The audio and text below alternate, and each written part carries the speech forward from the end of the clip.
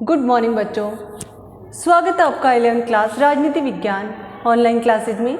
आज अपन पढ़ रहे हैं चैप्टर नंबर 9, संविधान एक जीवंत दस्तावेज। जीवंत का अर्थ होता है सजीव। तो आज हम हमारे संविधान के बारे में पढ़ेंगे, संविधान के बारे में जानेंगे। क्या संविधान परिवर्तनीय होता है या संविधान अपरिवर्तनीय होता है? पहला टॉपिक अपना यही है, क्या संविधान अपरिवर्तनीय होते हैं? क्या संविधान को बदला नहीं जा सकता? सबसे पहले तो संविधान, जैसा बच्चों मैंने पहले बताया आपको, संविधान उन नियमों का समूह है जिसके द्वारा किसी देश की शासन व्यवस्था को चलाया जाता है। हमारे संविधान का निर्माण एक संविधान सभा के द्वारा किया गया। 9 दिसंबर 1946 को संविधान सभा का गठन किया गया और अस्थायी अध्यक्ष डॉक्टर सच्चिदानंद सिन्हा को बनाया गया। इसके बाद में 11 दिसंबर 1946 ईस्वी को संविधान सभा के स्थायी अध्यक्ष डॉक्टर राजेंद्र प्रसाद बनाए गए। उद्देश्य प्रस्ताव पंडित जवाहरलाल नेहरू ने रखा।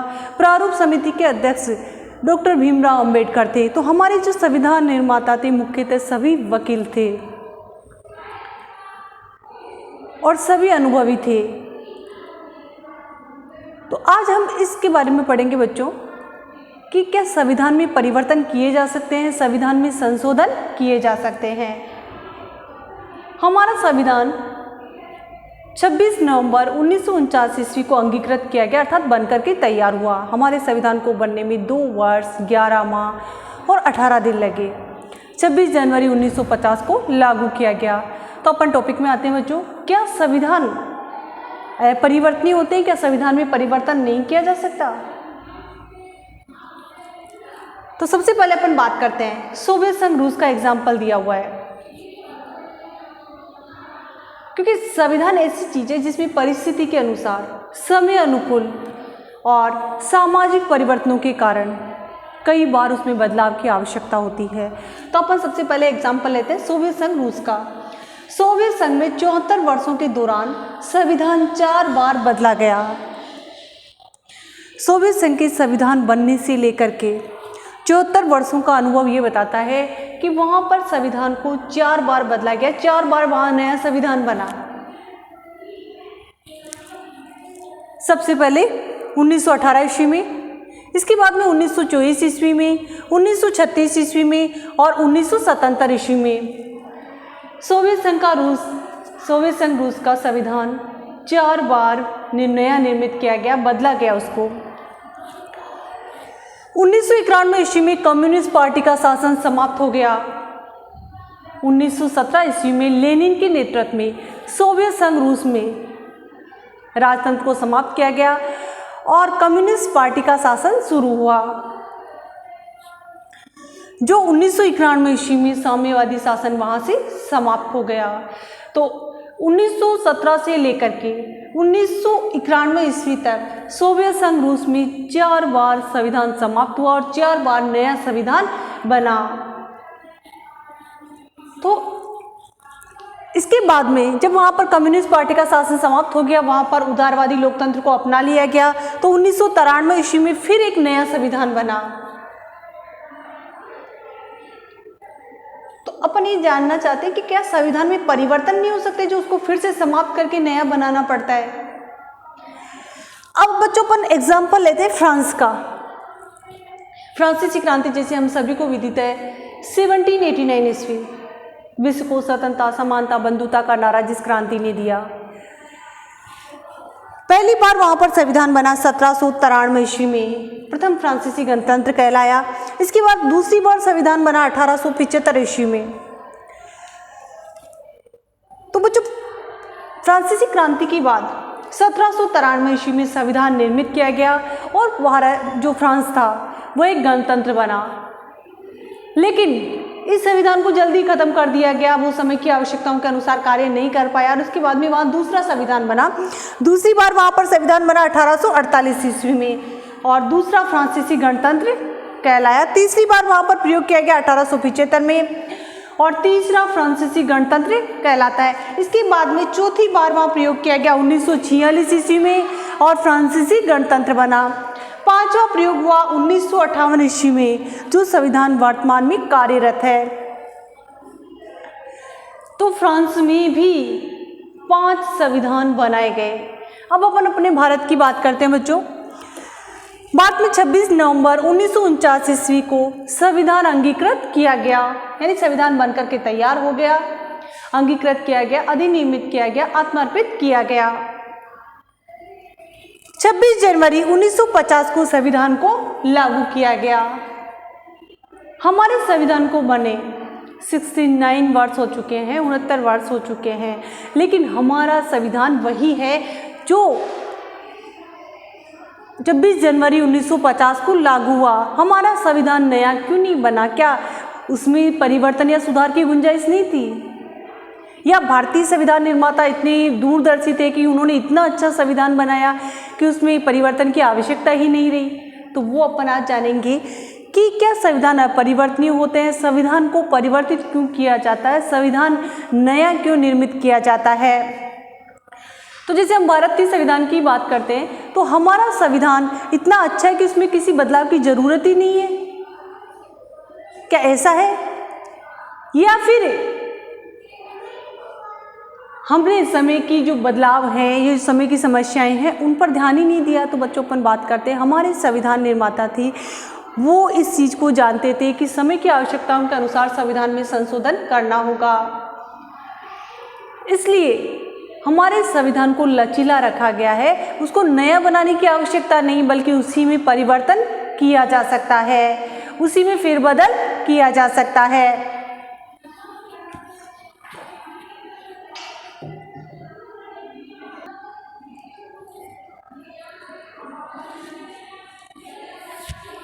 तो बच्चों अपन भारतीय संविधान की बात करते हैं, कितने सालों के बाद में भी भारतीय संविधान वही है। तो इसका कारण ये कि हमारे संविधान निर्माता इतने दूरदर्शी थे, उन्हें इस चीज़ का आभास था और वो इस चीज़ को समझते थे। उन्होंने देश के अनुकूल हमारे संविधान का निर्माण किया। साथ ही हमारे संविधान में लचीलेपन को अपनाया गया कि समय के साथ उसमें बदलाव किए जा सके, क्योंकि एक ही चीज़ के 2 अर्थ हो सकते हैं, 2 व्याख्याएं हो सकती है। तो हमारे संविधान को समय अनुकूल परिवर्तन करने के लिए उसमें संशोधन किए जा सकते हैं। और हमारा संविधान एक जीवन दस्तावेज है जो समय और परिस्थितियों के अनुसार बदलता रहा है, समय के साथ उसमें परिवर्तन होते रहे हैं। हमारे संविधान निर्माता थे, उन्होंने दूरदर्शिता का परिचय दिया, संविधान को भविष्य की रूपरेखा के रूप में तैयार किया और उसमें आने वाले संशोधनों के लिए इसे तैयार किया। लचीलेपन को इसमें अपनाया गया कि संविधान भविष्य की आवश्यकताओं के अनुरूप उसमें परिवर्तन किया जा सके। इसमें संशोधन विधि का उल्लेख संविधान में किया गया है।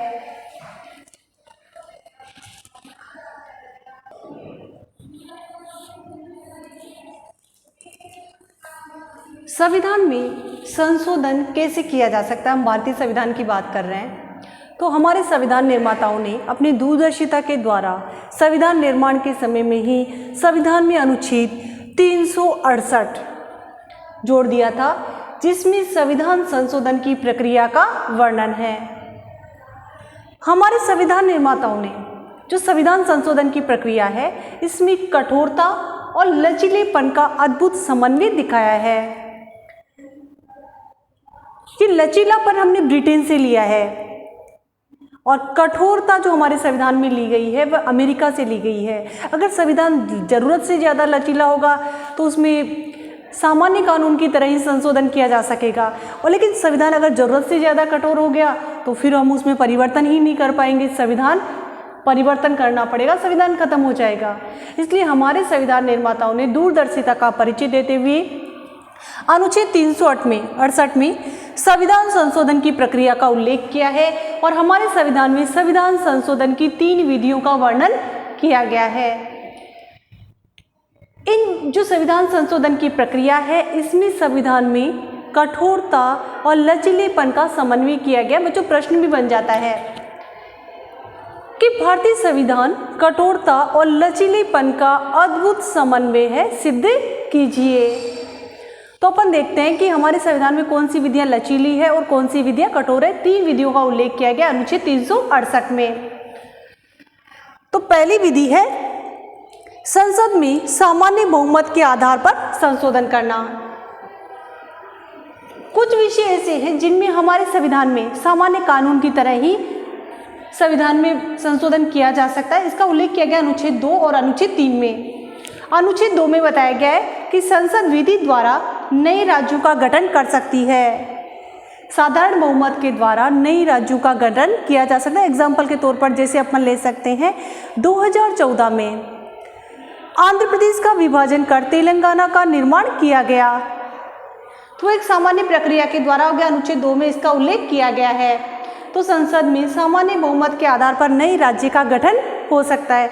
फिर संविधान का जो अनुच्छेद 3 है वो इसी से संबंधित है। किसी राज्य का क्षेत्रफल बढ़ाया जा सकता है, घटाया जा सकता है। किसी राज्य की सीमाओं में परिवर्तन कर सकती है हमारी संसद, और वो भी साधारण बहुमत के द्वारा। तो पहली विधि जो है बहुत ही लचीली है और इसके द्वारा संविधान में संशोधन किया जा सकता है। इसमें सामान्य कानून की तरह संविधान में संशोधन कर सकती है। ऐसे मामलों में कोई विशेष प्रक्रिया अपनाने की आवश्यकता नहीं होती। जो संसद में सामान्य बहुमत के आधार पर संशोधन है, इसमें और सामान्य कानून में कोई अंतर नहीं होता और इस हिस्से को काफी लचीला बनाया गया है। इसके बाद में अपन दूसरी विधि पढ़ते हैं बच्चों। दूसरी विधि संसद के दोनों सदनों में अलग अलग विशेष बहुमत के आधार पर संशोधन। ये जटिल प्रक्रिया है। संसद के दोनों सदनों में विशेष बहुमत के आधार पर संविधान में संशोधन करना। अनुच्छेद 368 में इस प्रक्रिया का उल्लेख किया गया है। तो अनुच्छेद में संविधान में संशोधन करने के लिए तरीके दिए गए हैं। इसमें एक राय होना बहुत बड़ी बात है। ये प्रक्रिया काफी जटिल है। तो संविधान में कुछ ऐसी चीजें जिनमें संशोधन करने के लिए इस विधि का उल्लेख किया गया है। जो दूसरा प्रक्रिया है काफी कठिन है। ये जरूरी नहीं कि किसी भी मुद्दे पर संविधान के दोनों सदन एक साथ किसी विधेयक को या किसी संशोधन को बहुमत से पारित कर दे। फिर इसके बाद में जो तीसरी विधि है वो है विशेष बहुमत, यानी दोनों सदनों का विशेष बहुमत। दोनों सदन अर्थात लोकसभा और राज्यसभा, दोनों सदनों का विशेष बहुमत प्लस कुल राज्यों की आधी विधायिकाओं का समर्थन। यानी भारत में 28 राज्य, 28 राज्यों में से 14 राज्यों की विधायिकाएं भी उस संशोधन को पारित करें। पहले दोनों सदनों का विशेष बहुमत, फिर इसके बाद में 14 राज्यों, कुल राज्यों की आधी विधायिकाएं लिखा हुआ है, तो 14 राज्यों की विधायिकाएं अर्थात जो विधानमंडल है वो भी उस संशोधन प्रस्ताव को पारित करे। तो ये सबसे कठिन और जटिल प्रक्रिया है। अनुच्छेद 368 में इस प्रक्रिया का उल्लेख किया गया है। तो इस तरह हमारे संविधान में संशोधन प्रक्रिया में लचीलेपन और जटिलता का समावेश किया गया है। फिर इसके बाद में संविधान संशोधन के प्रश्न पर अंतिम इच्छा जनता के निर्वाचित प्रतिनिधियों की होती है। इसका अर्थ है कि संशोधन की प्रक्रिया अर्थात निर्वाचित प्रतिनिधियों में निहित है, क्योंकि जो दोनों सदन है उसमें जनता के निर्वाचित प्रतिनिधि बैठते हैं। फिर इसके बाद में अपन उल्लेख कर रहे हैं बच्चों विशेष बहुमत का, कि विशेष बहुमत क्या होता है। अपन ने जिसे पढ़ा कि संसद के दोनों सदनों का विशेष बहुमत। तीसरी जो प्रक्रिया है इसमें भी विशेष बहुमत का उल्लेख है। तो विशेष बहुमत क्या होता है, तो आपको संविधान संशोधन की जो विधियां हैं 3 वो तो समझ में आ गई होगी। पहली, संसद में सामान्य बहुमत के आधार पर संशोधन। दूसरी, संसद के दोनों सदनों का अलग अलग विशेष बहुमत। और तीसरी, विशेष बहुमत दोनों सदनों का प्लस कुल राज्यों की आधी विधायिकाओं का समर्थन। तो हमारे संविधान की जो संशोधन प्रक्रिया है कठोरता और जटिलता का लचीलेपन और कठोरता का समन्वय। अब अपन जानते हैं कि विशेष बहुमत क्या होता है, क्योंकि आपके मन में प्रश्न उठ रहा होगा कि साधारण बहुमत तो समझ में आ गया, लेकिन विशेष बहुमत क्या होता है, तो वो उस पर अपन चर्चा करते हैं।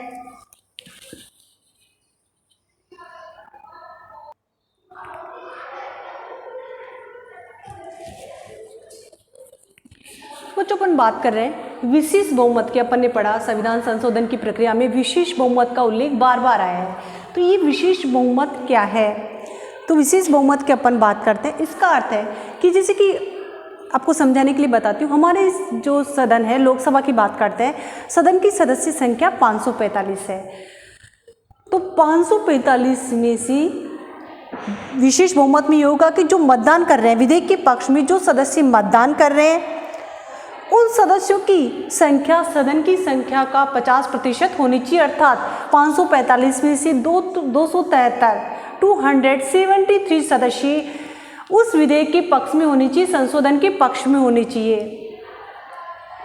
और दूसरा जो टॉपिक वो ये है कि जिन लोगों ने मतदान किया है, मतदान करने वालों में से 2/3 सदस्य उस संशोधन के पक्ष में होने चाहिए। क्योंकि संविधान संशोधन विधेयक में ये है कि संयुक्त सदन नहीं बुलाया जा सकता। संयुक्त सदन का अर्थ तो आप जानते ही हैं। संविधान के अनुच्छेद 108 में ये बताया गया कि अगर दोनों सदनों में मतभेद हो जाता है तो संयुक्त सदन बुलाया जा सकता है, लोकसभा और राज्यसभा का एक साथ अधिवेशन बुलाया जा सकता है। लेकिन संविधान संशोधन की प्रक्रिया में इस संयुक्त सदन का उल्लेख नहीं है, इसलिए विशेष बहुमत को माना जाता है। विशेष बहुमत में आ जाता है सदन की सदस्य संख्या का 50% यानी आधे सदस्य अगर उस संशोधन के पक्ष में मतदान करते हैं, और दूसरा मतदान करने वालों में से 2/3 सदस्य उसका समर्थन करते हैं, तो उसे विशेष बहुमत माना जाता है। फिर विशेष बहुमत की प्रक्रिया जो विश्व के विभिन्न देशों के संविधान है, उसमें 2 प्रकार की विशेष बहुमत की प्रक्रिया का उल्लेख किया गया है। एक तो है विशेष बहुमत की प्रक्रिया, जैसे अमेरिका है, दक्षिण अफ्रीका है, इन देशों के संविधान में विशेष बहुमत की प्रक्रिया का उल्लेख है। यहाँ के संविधान में बहुत ही जटिल प्रक्रिया है संविधान संशोधन की। दूसरा है जो सिद्धांत है वह संशोधन की प्रक्रिया में जनता की हिस्सेदारी। संशोधन की प्रक्रिया में जनता की हिस्सेदारी, स्विट्जरलैंड इसका एग्जाम्पल है, क्योंकि वहाँ पर प्रत्यक्ष लोकतंत्र पाया जाता है। बाकी विश्व के देशों में संशोधन में जनता की प्रत्यक्ष भागीदारी नहीं होती। अब अपन बात करते हैं, अपन ने पढ़ा था विधायिका, कुल राज्यों की आधी विधायिका अर्थात राज्यों का अनुमोदन। कुछ संशोधन ऐसे होते हैं अति महत्वपूर्ण होते हैं, तो उनमें राज्यों की भागीदारी भी आवश्यक मानी गई है। तो ऐसे महत्वपूर्ण विधेयकों पर संशोधन करने के लिए विशेष बहुमत के साथ साथ आधे से अधिक राज्यों की विधायिकाओं का समर्थन आवश्यक माना गया है, ताकि भारत की आधे से अधिक जनता उसमें प्रतिनिधित्व कर सके। तो बच्चों, संविधान संशोधन की जो प्रक्रिया है वो आपको समझ में आई होगी।